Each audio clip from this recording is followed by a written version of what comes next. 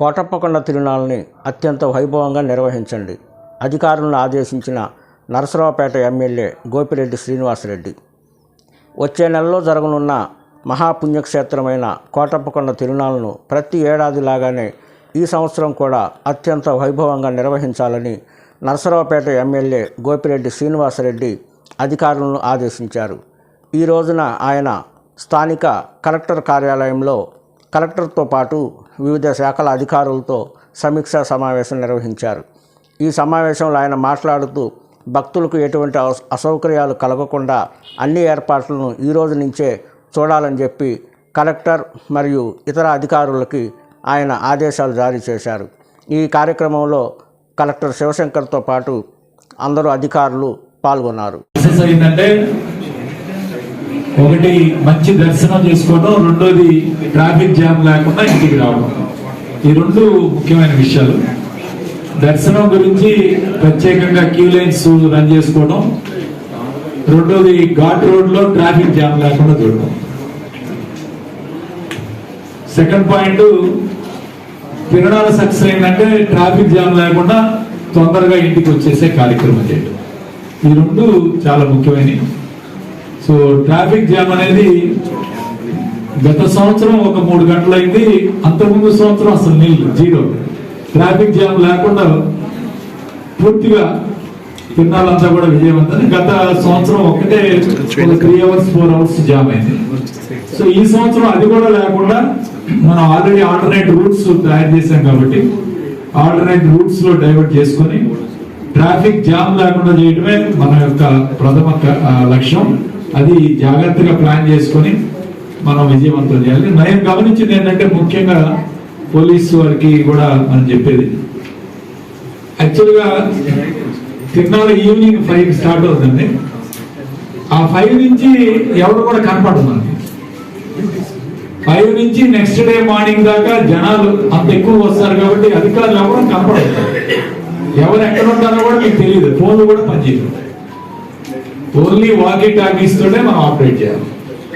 So ఈ టైమే చాలా ఇంపార్టెంట్. తిరునాళ్ళ evening 5 to next day morning 5 చాలా ఇంపార్టెంట్. ఇది ఈ టైంలో ముఖ్యంగా లోకల్ పోలీస్ ఎవరైతే మనకి పనిచేస్తున్నారో వాళ్ళని కీ రూట్స్ లో అపాయింట్ చేయాలి.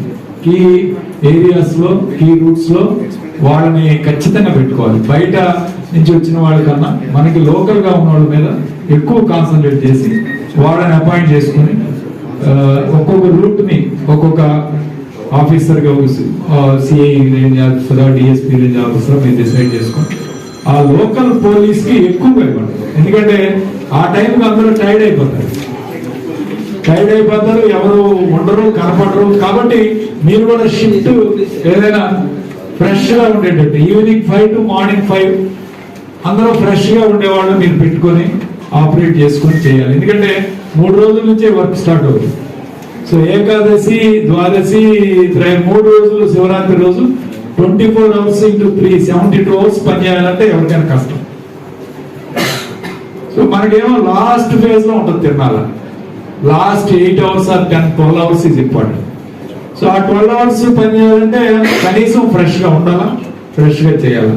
సో దానికి సంబంధించి మీరు ఖచ్చితంగా మీరు లోకల్ పోలీస్ ని ఎవరైతే లోకల్ గా పనిచేస్తున్నారో వాళ్ళని బాగా మీరు కీ పాయింట్స్ లో పెట్టి ట్రాఫిక్ జామ్ లేకుండా చేస్తే తిరునాళ్ళ విజయవంతం, అందరికి మంచి పేరు వస్తుంది. So that is the most important నేను చెప్పదలుచుకుంది. దాన్ని జాగ్రత్తగా చేసుకోవాలి. మిగిలిన అందరూ కూడా రొటీన్ గా కష్టపడుతున్నారు కాబట్టి అదే రీతిలో ఎలా అయితే గత 3-4 సంవత్సరాల నుంచి చేస్తున్నాం తిరునాళ్ళ, అదే విధంగా కంటిన్యూ చేయవలసిన కోరుతున్నాం.